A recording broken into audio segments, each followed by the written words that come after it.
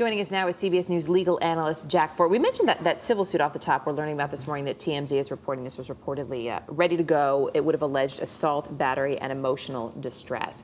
When you hear that this morning, what are you thinking? It's not a surprise. You know, when you look at how this thing was playing out and the level of animosity that we're hearing about between the two of them, and I'm sure her lawyers were saying, all right, you have a whole arsenal here at your hands in terms of legally what you can do.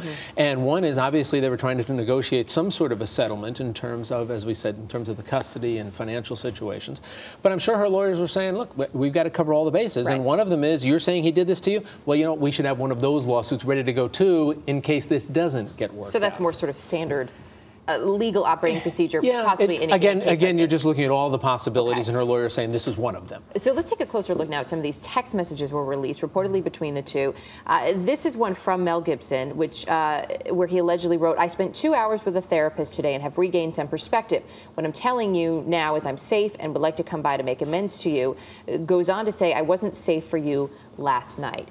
Add this into everything else that we've seen. What does this do to a potential case? I think it's an important part for the prosecution. A prosecutor is trying to put together a puzzle, taking all these different pieces and hoping that the picture ultimately, if they have enough evidence, will show that Mel Gibson indeed assaulted her. So there are all sorts of pieces of this puzzle. First is her saying what happened.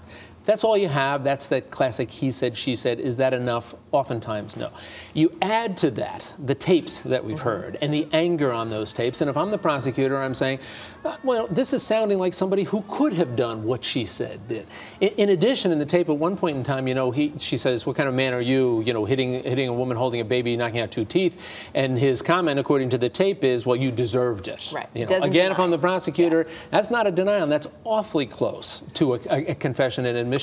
The tapes, when you look at the text now and you have him saying, I wasn't safe for you last night, again, if you're the prosecutor, you're saying not a confession, but certainly not a denial, and awfully close to admitting that indeed he did what she says. Quite an arsenal. There's also, though, these accusations of attempted extortion. Yeah.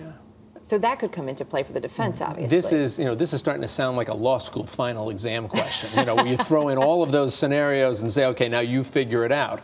You know, you're hearing about the possibility of a civil lawsuit here. You're hearing about dissatisfaction with whatever that settlement or proposed settlement was in terms of how much money would change hands.